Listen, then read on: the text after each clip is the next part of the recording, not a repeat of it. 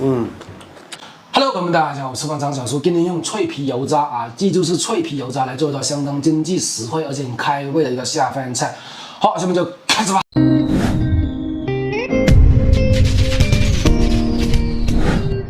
这是一块正经的肥肉，正经的肥肉全部是肥的，没有那个瘦的啊。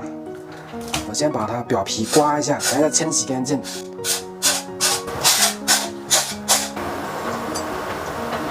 等一下这油渣还要的，所以要弄干净一点。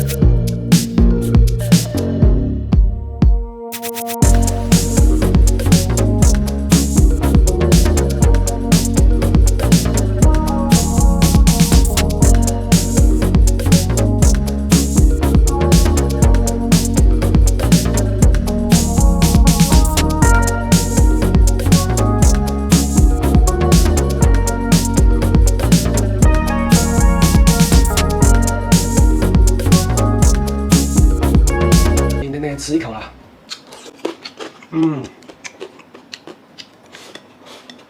这青椒特别入味，这样子炒，